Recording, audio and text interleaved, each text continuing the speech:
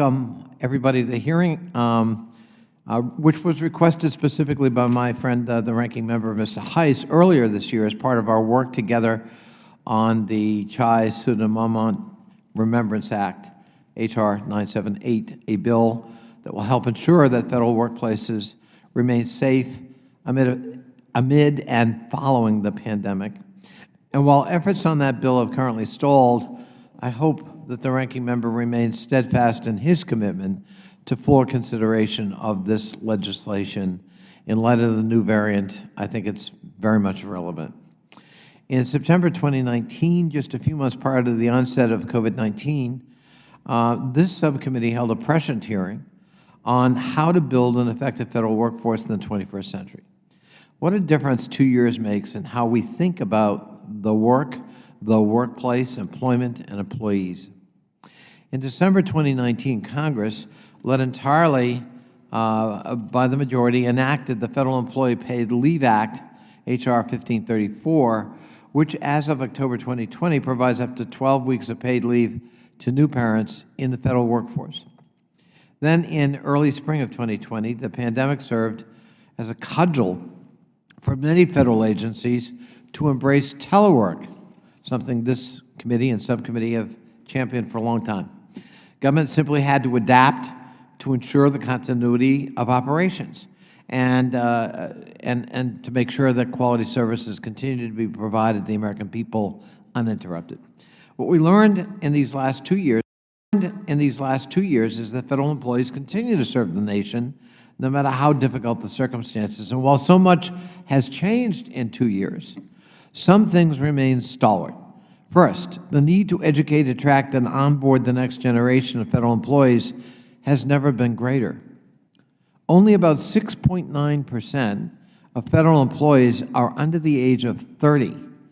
In the private sector, the comparable percentage is 23%. Nearly 30% of federal employees are over the age of 55, with potentially 1/3 of the federal workforce eligible to retire over the next several years. These numbers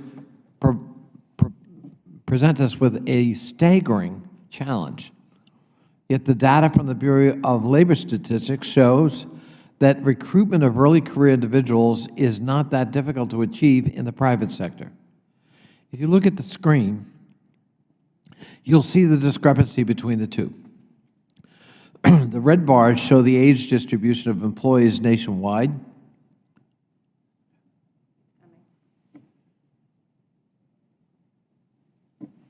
Well, if it was up there, you would see it.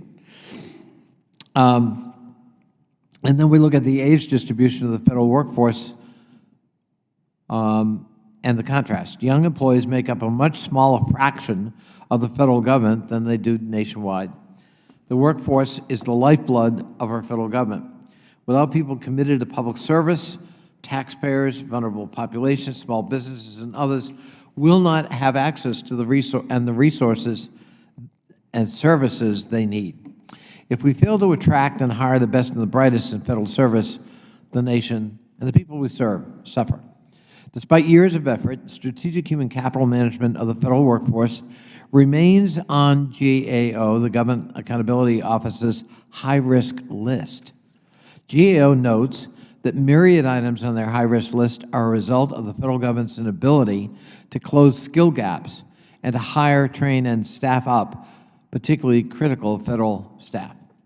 Some of those critical skill gaps involve the financial management of the Department of Defense's weapons system, for example, the acquisition workforce, the enforcement of our federal tax laws, ensuring the cybersecurity of our most sensitive information, effective vetting of our national security workforce, purchasing agile information technology to deliver federal services to the public, and providing accessible and quality health care to our veterans, just to name some.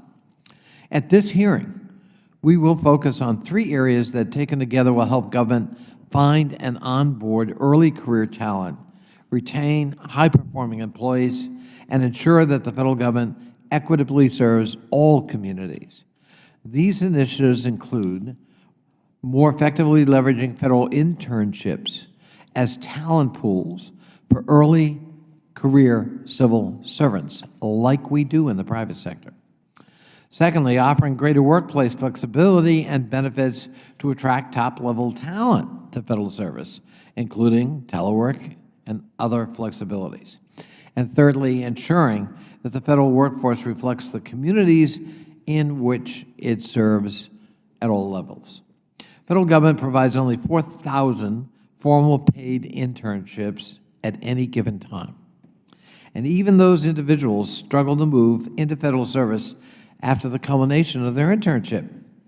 Meanwhile, the federal government's private sector competitors offer jobs to approximately 96% of their interns.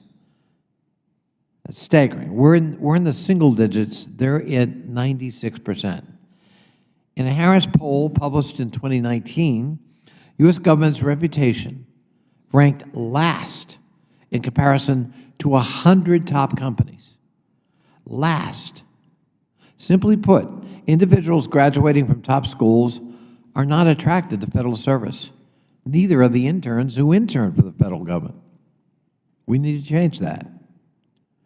As a foundational component of our efforts to attract and onboard early career individuals into government, today I have introduced the Building the Next Generation of Federal Employees Act, or the Next Gen Feds Act.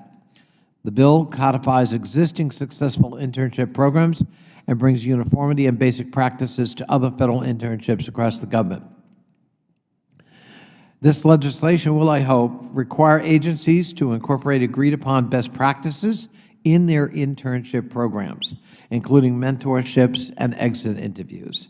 It will establish a federal internship and fellowship center within the Office of Personnel Management. It will direct the creation of an online federal government internship platform for use by agencies and those seeking internships as a one-stop shop for information and internship application. It will establish a pilot program to recruit potential federal employees in underserved markets and underrepresented demographics. It will foster diversity and inclusion by requiring federal agencies to pay their interns. And it will provide, which by the way we do now here in the Hill, belatedly, but we do. And it will provide hiring advantages to interns who successfully complete at least 1 year of federal internship service. The bill is endorsed by the National Active and Retired Federal Employees Association, NARF. It is represented by Mr. Thomas, who is a witness, as well as the International Federation of Professional and Technical Engineers and the National Federation of Federal Employees. I want to highlight particularly important provisions in the bill. As I noted, the bill seeks to ensure that all federal interns are paid. These provisions ensure that internships are not only available to students whose parents can afford to pay for them to live and work near or with federal agencies without pay. More importantly, paying interns ensures that they have protections against discrimination and workplace harassment and protections against discrimination on the basis of race, color, creed, religion, sex, or national origin. Amazingly, unpaid interns have to pay to work and receive no workplace protections against such discrimination. This bill will vest them with those protections. The hearing will also explore the expectations of our current and future federal workforce in terms of job flexibilities and benefits. Preliminary findings show that the move to telework largely increased employee productivity. As a March 2021 Department of Defense Inspector General survey, for example, of more than 56,000 personnel found that 91.1% of employees indicated their productivity either remained the same or improved while teleworking during the pandemic. The Office of Personnel Management's fiscal year 2019 report to Congress on the status of telework in the federal government shows that teleworkers are more engaged in and satisfied with their jobs. By the way, consistent with data about telework over the last 20 years.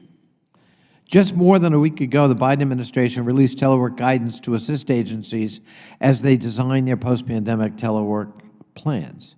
The guidance encourages agencies not to return to a pre-pandemic telework posture, but instead to build off the successes we've experienced during the pandemic. federal government must employ those lessons, particularly if we seek to build a generation of public servants who reflect the communities from which they come.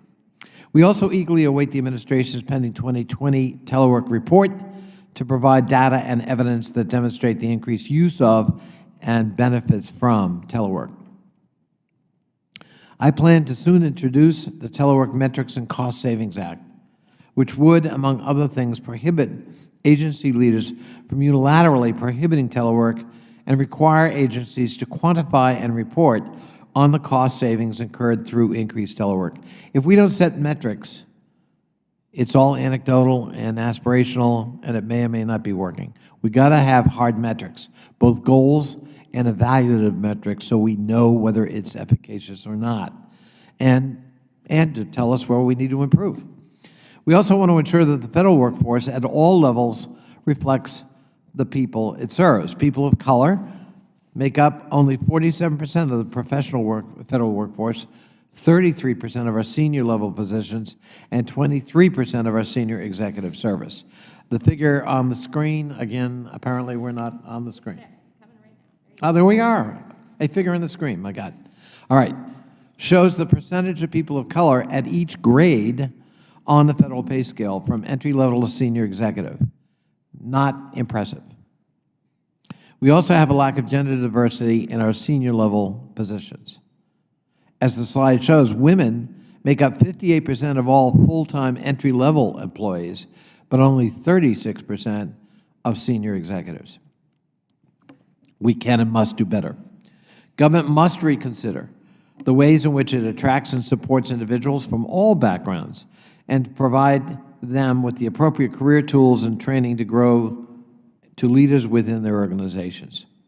While 85% of the federal workforce lives outside the Beltway, increasing telework opportunities could further help the government hire outside of urban areas and better reflect all congressional districts, including more rural communities like those served by my ranking member, Mr. Heiss, and other members of the subcommittee.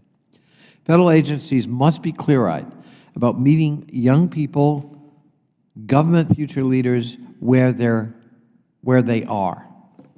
It is striking to think that anyone can walk up to the graduating student and invite them to a 30-year position with the government, and the student will accept. I just don't think that's a realistic expectation anymore. And that's not how things are going to work with the millennial generation in particular. So I look forward to working with my colleagues to enact meaningful internship legislation, but also to explore other ways we can enhance and improve the federal workplace and create a more vibrant, diverse federal employee population as we start to replace the generation that is about to retire. And with that, I thank my friend for his indulgence and call on Mr. Heiss for his opening statement.